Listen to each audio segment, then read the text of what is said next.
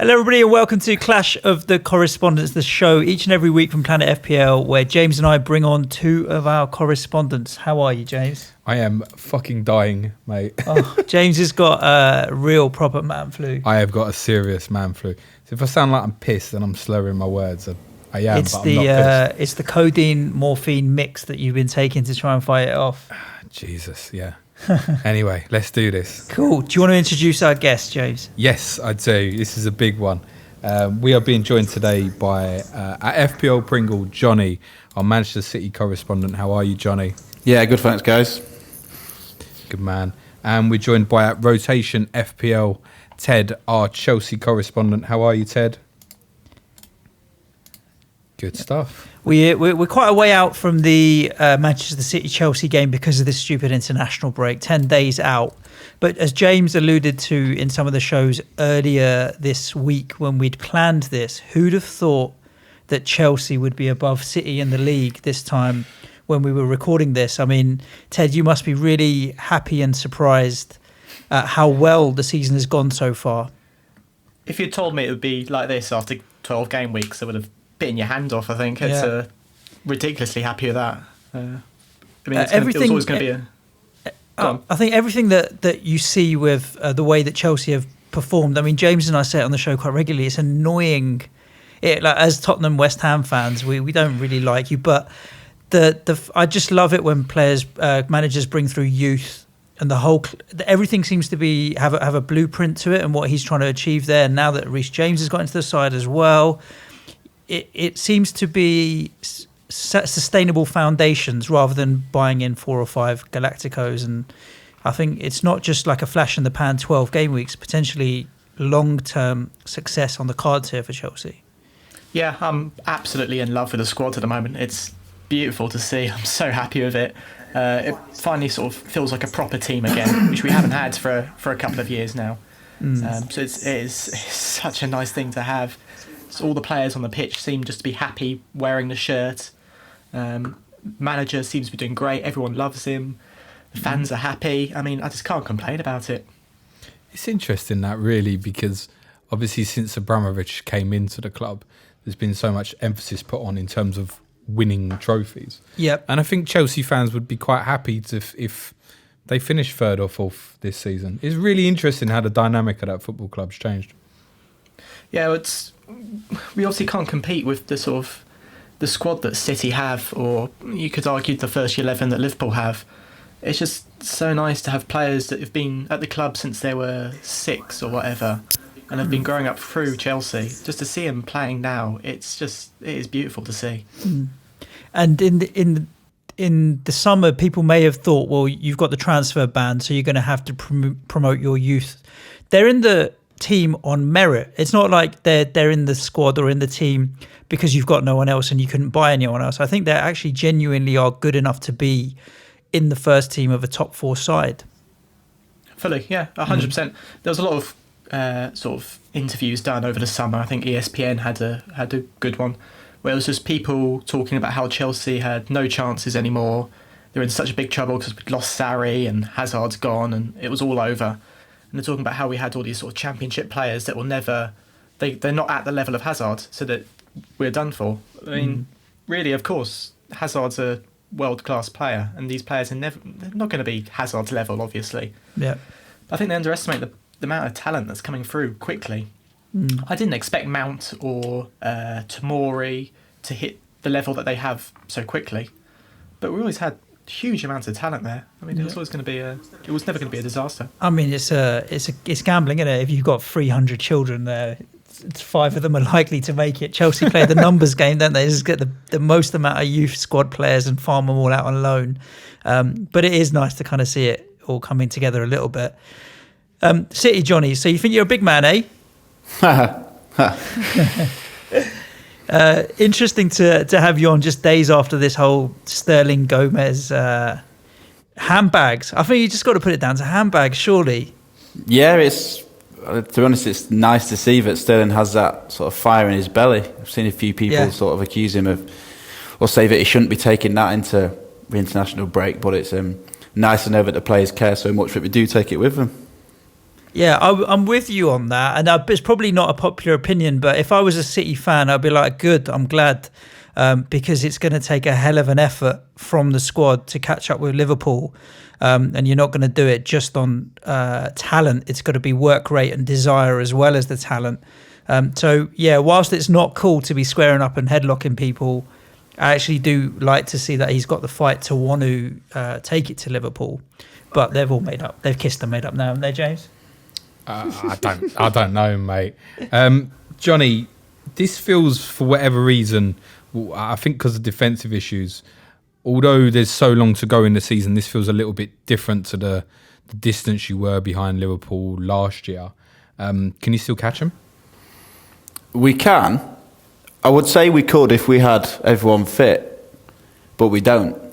And it's going to be a few months before everyone is fit. I think it's going to be January or February before at least Laporte and Sane are back. And I just can't see Liverpool dropping more points than we do in that period, unless they get a freak amount of injuries as well. Yeah, I'm inclined to agree. Talk to me, Jonny, about the guys at the back at the moment. I was dumbfounded, really, when Mendy wasn't picked in the team on Sunday. You got any thoughts on that? Yeah, it was a strange one. I mean, Pep sort of said the reasoning behind Mendy not playing at Anfield was because he played against Atalanta. But you just wouldn't play him against Atalanta then, would you? I mean, because we all saw Angelino start last week against Southampton, and then Mendy in the week, and then Angelino again at Anfield. I just don't know why he didn't sort of flip reverse that. The way round. Yeah. And I think it's a conversation that a lot of City fans have had. It's sort of how we've ended up in this sort of situation with the defence that we've got. And I think it comes down to the sort of summer that we had. I mean, all the sort of decisions that he made around transfers were sort of logical. You could understand them at the time. But it's just sort of culminated in sort of the defence we had on Sunday, and it's just not a good enough defence, unfortunately. I mean, you can never account for the volume of injuries, unfortunately. If you get a lot of players out, no club's going to be able to cope with that. Unfortunately, that's just kind of the way it is. It's strange to see since the end of game week 12, 5 different City players have had price drops. Obviously, some of them are injured, but Otamendi, Zinchenko, Ederson, David Silva. I can't remember who the 5th was, but I do remember seeing 5 different players dropping in price from City, which is very rare in a season that kind of happens. Yeah, I think it is. I think it's got something to do with the upcoming fixtures as well. I think James has talked about it in other podcasts, that our fixtures do start to turn a little bit, which is something I noticed even before going into this Liverpool game. I mean, Liverpool have had all their tough fixtures and we're 6 points ahead of us. And now coming out of that game 9 points behind, with their fixtures looking a little bit easier and ours looking more difficult, it does look a bit dismal for us. Yeah, I think for City, if you could get to that position January, February, where if you could close that gap at all in any way, you'd take that, I think. Yeah, I've said this. Again, it's another conversation that a lot of City fans have had, is how we can win the title from here. And I think that's exactly it. I think we need to, if it's single figures, if it's sort of 6, 7, 8 points, by the time we get Laporte and Sane fit. I mean, we won 14 in a row at the end of last season. It'd obviously rely on us beating them at our place. But I think we just need to get to that point with an attainable sort of lead. Yeah, the rematch is a lot later this year, isn't it? 4th of April. Yeah, is when it's scheduled for. And after that, you have a brilliant run in Southampton, Newcastle, Brighton, Bournemouth, Watford, Norwich. Your last 6. I mean, if you're in for the title now, you can nail that as 18 points, I think, can't you? So there's a nice run in for City, certainly. But obviously, before that Liverpool fixture, the week before you play Chelsea, and before that is Burnley, Man United, Arsenal, Leicester, West Ham, Tottenham. Yeah, it's a difficult run. I don't want to say like it's over, but I think I'm with you, Jonny. I just can't really see Liverpool dropping the points at the moment. No, I think that's the thing. I think City are capable of going on winning streaks, but I just can't see Liverpool dropping that many points across the season. Liverpool have seemed quite ruthless this year in the mentality and winning a lot of games quite late as well. So I don't think they'll win the league by 9 points or even 8 points off Chelsea, but it will probably go to Liverpool this year. I think they've got the focus that we had in our first sort of title winning season under Pep. I think they've got the sort of bit between the teeth this year. You can see that. I remember in that season, because obviously we ended up winning it by, what was it, 19 points. We just didn't let up in the league, almost to our detriment in the Champions League. We just wanted to put so much ground between us and United. I can see Liverpool just being like that. Yeah. Do you think if the gap did get into double digits by January, there's a chance that Pep would deprioritise the league for the Champions League? To a point, yeah. I can imagine him sort of starting to just play stronger teams in the Champions League. I mean, you saw last year when it was really tight, the team that he put out in the first leg against Tottenham, it wasn't our first choice 11 at the time. You can see that. I don't think he'd completely chuck the league away, obviously, but I think, he would start to put sort of a bit more weight in the Champions League games. It would be interesting to see. Yeah, I think if you get to quarter-final stage this year and the gap is what it is now or bigger, then all the eggs would go in the Champions League. Is it, Jonny, is it a failure if you win neither of the two big competitions as a football club now? I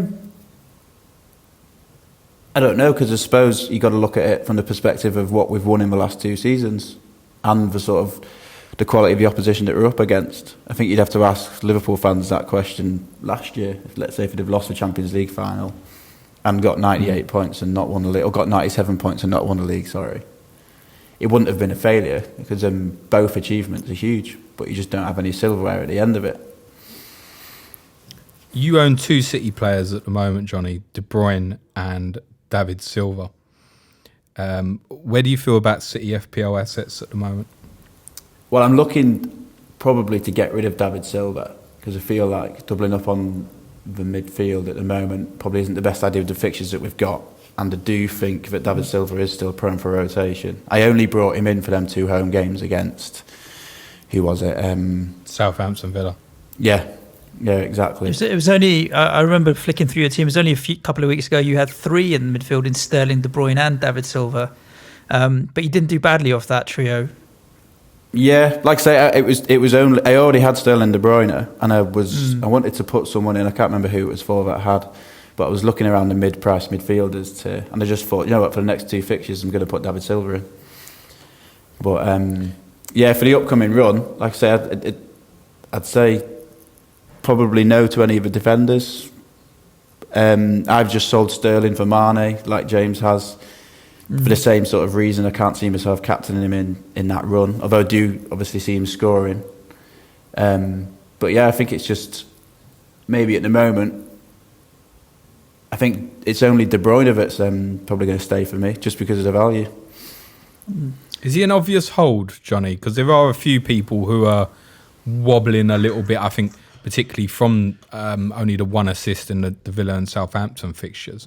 But I thought, obviously, playing in a higher position on Sunday, you can still see he's got all the ability and it's any place, any time with him. Is he an obvious hold for you? Yeah.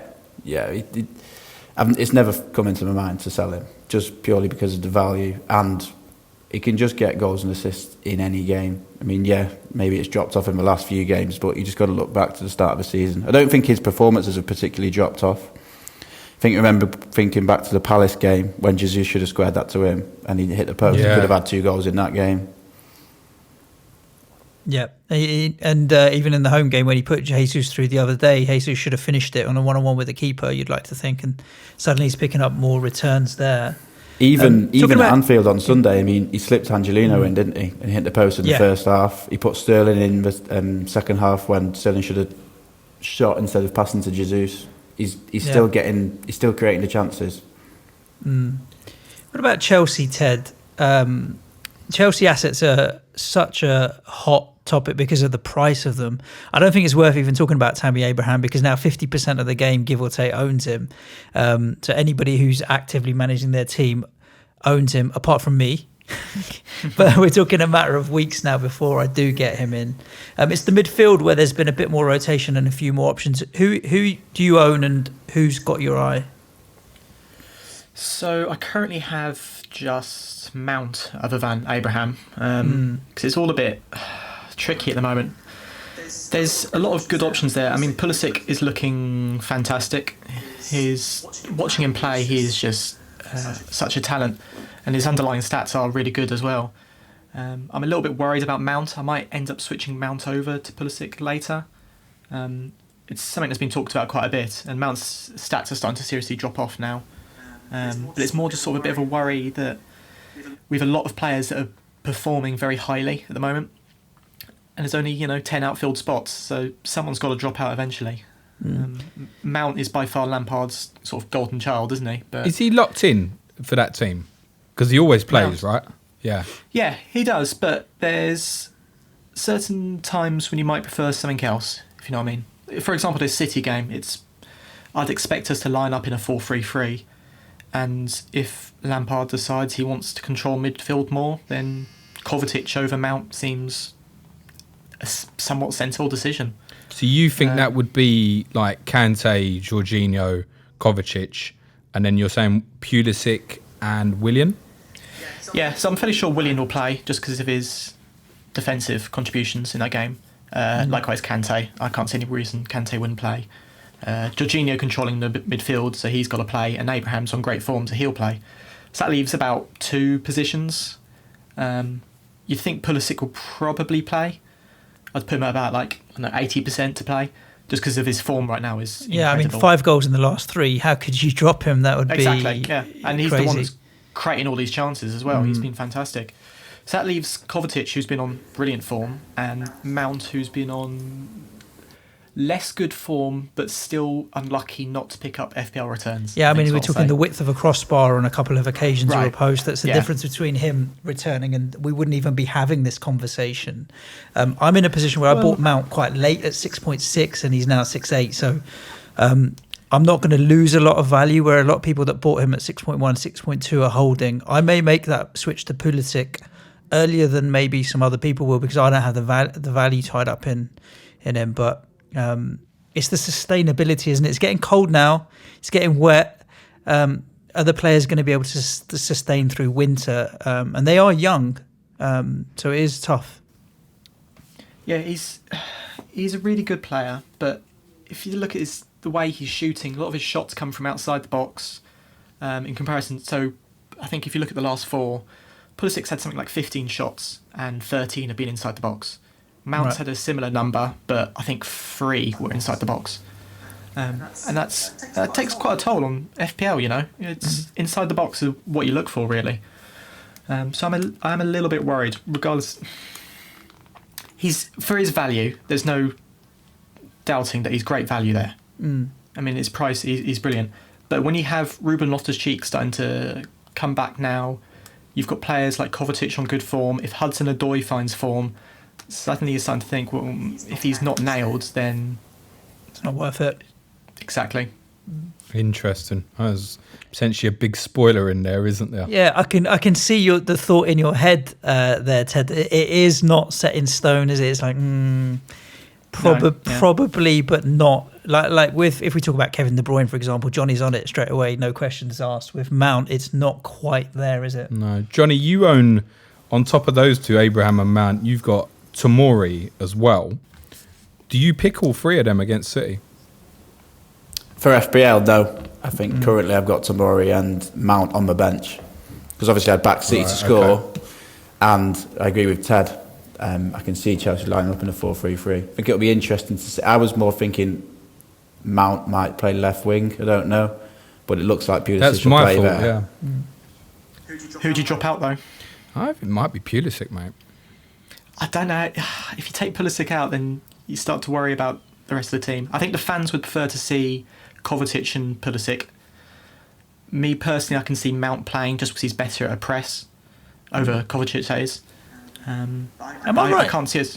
Go on. I was thinking, did Willian have the armband last week as well? Yeah. Yes. Am I right in thinking? So I don't know if that indicates that he's less likely to get dropped for any reason.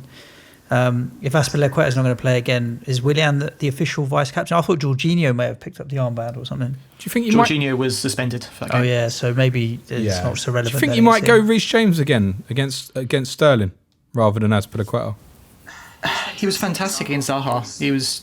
I've been talking him up for a while. He's a fantastic young talent, but playing him against City is a big step up. I'd like to see him, but I think they'll go Azpilicueta probably. Okay. How were the two centre halves getting on, Zuma and Tomori? Because I think we were very critical of the whole shape of the team defensively at the start, but it's very much improving.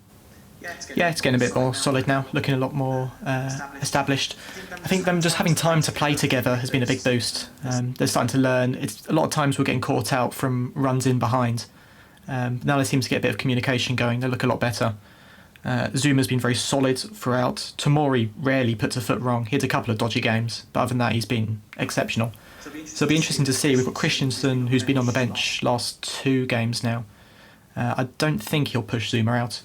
But it'll be interesting to see when Rudiger comes back, to see what happens there. I expect Zuma would drop out. But then you'd worry about a loss of aerial dominance there. So we'll have to see. What's the situation with the left-back position at the moment? Emerson's first choice. Is that definite? Yeah. You could also play Azpilicueta there, but no, it'll be Emerson. I mean, for Alonso had such a good run and still got dropped, right? So I think I'm with you on that. He still can't defend. There's no question about it. He can't defend, so it's Emerson. I mean, we'd have him at West Ham, to be honest. I have anyone defensively the way we're leaking goals. Not good. Jonny, talk to the listeners if you can about your feelings on Aguero and Jesus. Oof. I think it's sort of how I feel that it's been all season. I was surprised that Aguero got as many minutes as he did in the league at the start of the season, because I just always thought he'd rotate them, just as normal.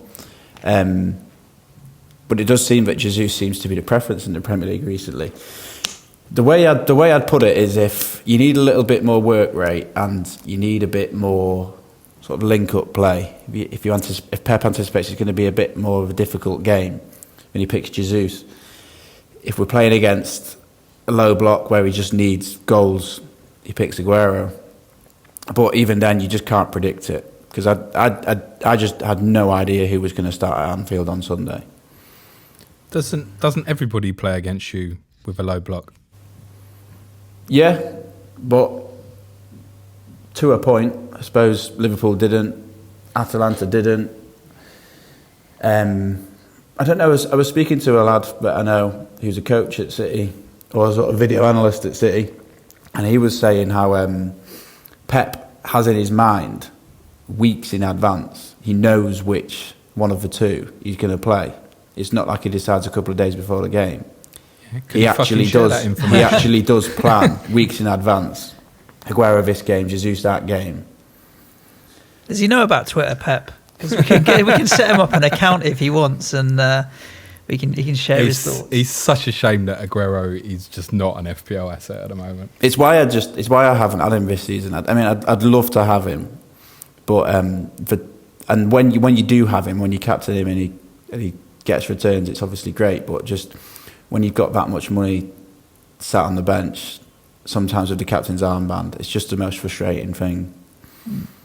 Over the last 2 or 3 years, though, he's probably been the most explosive FPL asset from a captaincy point of view. And a lot of people that I know play regularly, and if you talk about what was your best ever moment, it's quite often triple captaining Aguero when he scored 3 or 4 for a lot of people. So he's explosive. That's the thing. He can easily get really big returns, but he's got to play to be able to do that, and that's the problem. I missed every single one of those 4-goal hauls that he had. every single one. And my rivals always captained him. It is a sore point for me. Yeah. Yeah, I think we all fondly remember the 5 against Newcastle. Oof. Top player. Tell us a bit, Jonny, about Mahrez, because when he plays, I think particularly the Everton game, he was exceptional. That he's working harder, and then he's out the team again. What's your thoughts on Mahrez? I think he should play more. I think he's played really well when he's played this year. It's just Pep absolutely loves Bernardo Silva. I don't think Bernardo has been as good as he has last year, which is another reason why I think Mahrez should play wide. I agree with that. I think one thing that frustrates me is where Gundogan plays, because when he plays deep, he plays really well. But when he plays as sort of what we'd call the eight role next to De Bruyne, he isn't as good there. And I mean, there's a ridiculous statistic that I think it's every game City have dropped points in the last 2 seasons, Gundogan has played in the more advanced role. Wow. And I think for me and a lot of other City fans, we just think, why doesn't he just play Bernardo Silva in centre mid with De Bruyne and put Mahrez wide? Which is something we haven't seen yet. Do you see Bernardo as the season goes on and towards next season moving to a more central role? I don't know, because I mean, obviously last year he was really, really good centre midfield. I mean, towards the end of the season he started to play out on the wing again towards the end. But I think his preferred centre midfield position would be on the right hand side, and we obviously all know that's where De Bruyne plays, because that's where he's so effective with his crossing. It'd be brilliant if we could get him sort of over to the left hand side where David Silva plays, but I don't know. You just don't know what Pep is thinking. So I can see him just staying out on that right wing for now. That's the point, isn't it, Johnny? If you don't know, the rest of us have got no chance, mate. No. Yeah. You said Leroy Sané, we're looking at January, right? Yeah, I mean, that's what I saw on... I'm buying him straight away. I'm buying him. As soon as I know he's fit, I'm buying him. You know, do you ever, when you used to play Monopoly as a kid, and as soon as you land on a property, you're like, buying it. That's it. As soon as Leroy Sané's flag comes off, he's coming in. Be locked in your basement again, I bet. I was locked in his, is actually the way round it was. But yeah, I think he could be a differential in the run-in for the title this season if he's on form, Leroy.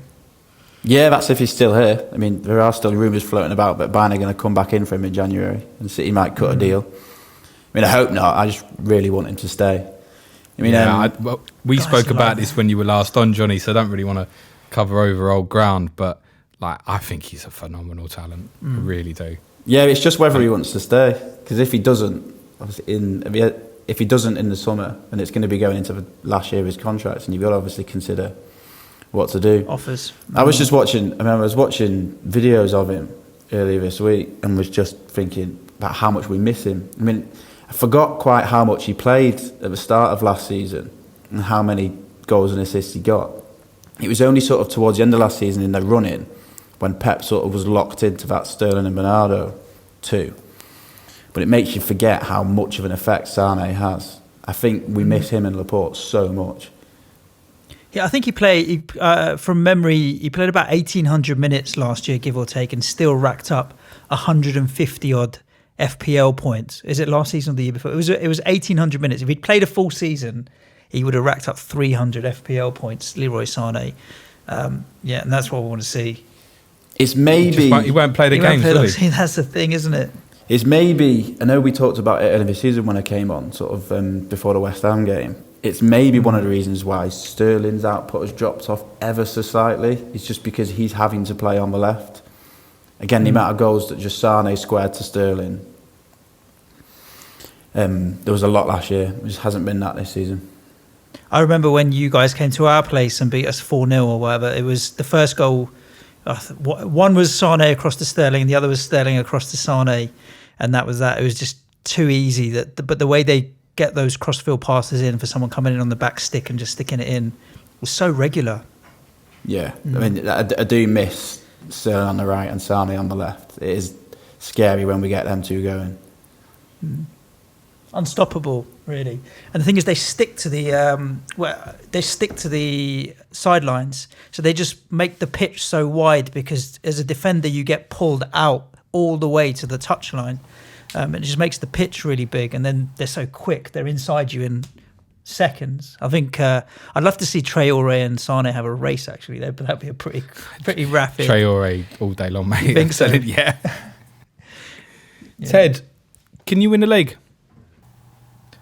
It'll be long odds, wouldn't it? But we've got the depth 40 to 1 in our squad. 40 to 1.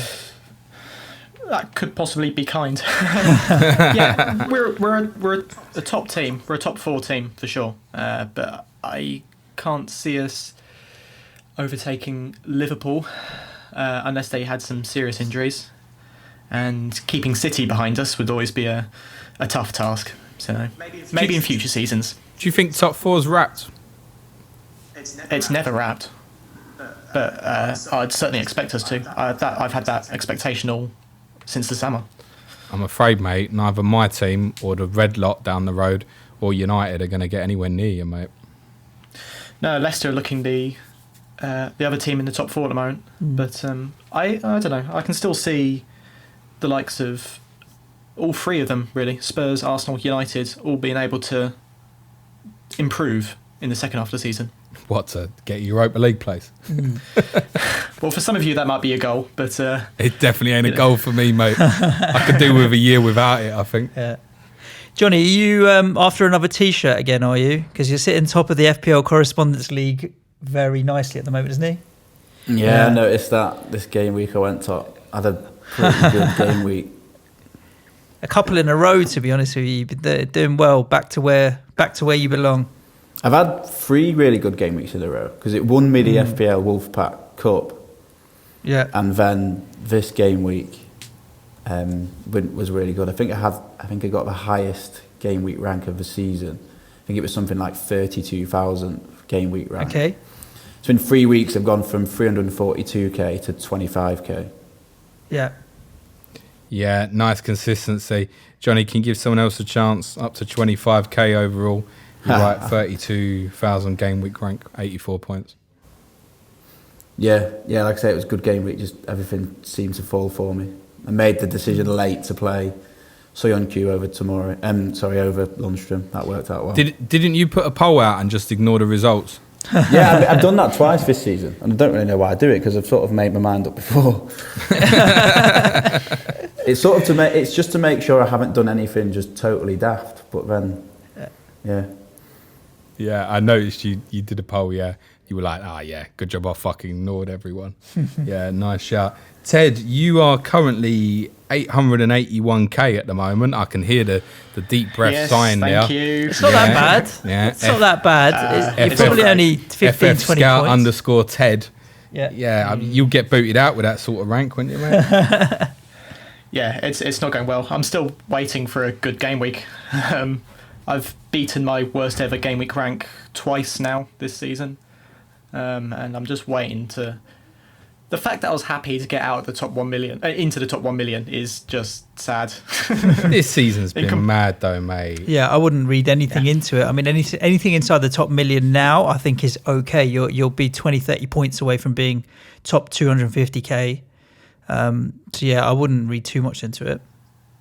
Yeah, it's always going to be frustrating because I had such a nice season last time, and obviously I was looking to build on that. But yeah, it's still a long way to go, so we'll have to see what happens there. Yeah, just to clarify for the listeners, Ted finished 633 in the world last year.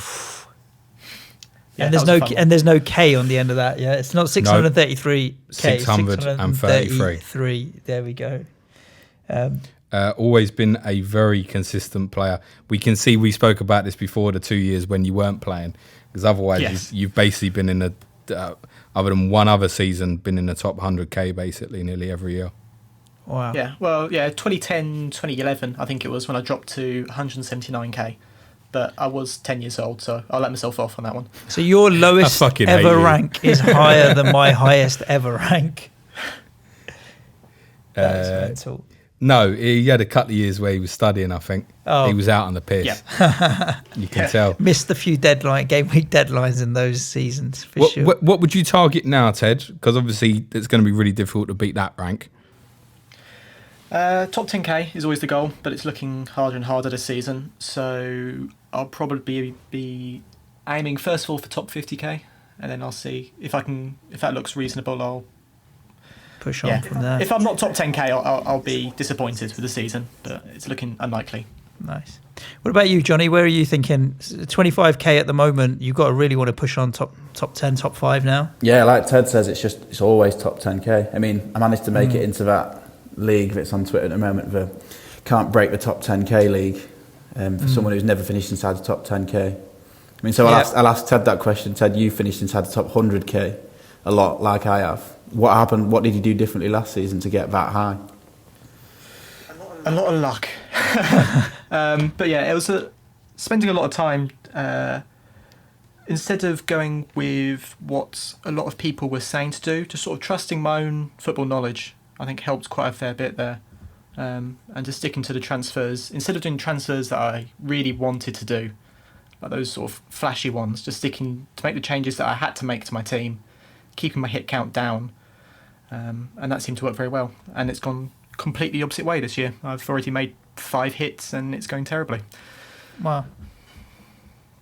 As we do every Clash of the Correspondents, we ask the correspondents for a score prediction for the game and what way you think it's going to go, being unbiased and as you possibly can be. Ted, what do you think? Do you think you're going to nick a result, or do you think it's going to be a City win? I can see it going either way. As long as we avoid losing 6-0 again, I'll be pretty happy. A fair prediction, 2-1 City, I think. I can see us. Our defence is decent, but I don't think it'll be good enough to keep him out. And I can definitely see us grabbing some goals, but these games don't tend to be high scorers. So I'll go 2-1 City. What are your thoughts, Jonny? Yeah, sort of similar. I think City always usually do bounce back quite well. I think first game after international break last time was, 8-0 against Watford. Yeah. I think we usually do come back from, sort of big defeats. Well, if you want to class that as a big defeat, I can... Yeah, hopefully see us winning something like 2-1 or 3-1. I think Chelsea will definitely score, in my opinion, because of how leaky their defence has been for City. It wouldn't even surprise me if it ends up being 2-2, a really open game, end-to-end 2-2. I think I'm going to go with a draw, high-scoring draw. I would go 2-0 City if Ederson is fit. Yeah, that's the other question mark at the moment. We don't have any other news yet, other than he probably will be, right? If he's not, I think Chelsea could even nick it. I pray to God he is, because I can't stand another game with Bravo in that. He's bad, isn't he? He is bad. I mean, I don't care who you have. He's never going to be as bad as our keeper and Roberto. So count yourselves lucky that you got Claudio Bravo, mate. I don't think there's a lot in it between Bravo and Roberto. We'll swap them for a week if you want to try ours out. I don't mind at all. Oh, we've got 4 weeks left of Roberto. Let's not scare me. Halloween's done. I don't want to be scared anymore. Let's not diverse. Yes. I'm going 2-2. James reckons maybe Chelsea will nick it. No, if Ederson's fit, City will win comfortably, I would say. There we go. Guys, if Bravo's in goal, you just shoot. Shoot on sight. It's a whole different game. It's going to, shoot on sight. And Chelsea do have the players that can hit the target from distance in Mount and Pulisic and Willian and stuff. So interesting game coming up. Guys, thanks again for all your interaction and articles and support on Twitter and with the website and what have you over the season. I know for a lot of the community, the stuff that you guys do put out on Twitter is really useful for people that don't get to see the insides of the club as much as, or pay them as much attention as maybe you do. So we appreciate all of that. No worries. Happy to help. Yeah. James, what else have we got left this week? Tomorrow, Racism in Football, a PlanetFPL special. Next Thursday's Clash of the Correspondents is with Stephen at 6th goal, Watford, and Jack at Turfy Topper, Burnley. Whilst we've got this international break, we'll be coming at you with all of our regular FPL content. England is tonight, because this is going out on Thursday. I've got my days right. Yeah, we'll record England tonight. Kosovo, right, today, or Montenegro tonight? Kosovo. Montenegro today. So 1 point and we'll win, or we'll qualify. Sorry, not we'll win. Yeah, I think we'll be 1 point and we qualify for the tournament. So there we go. Other than that, do like, comment, share on all the videos as best you can. Ciao for now. Thanks, gents. Cue music, man, child.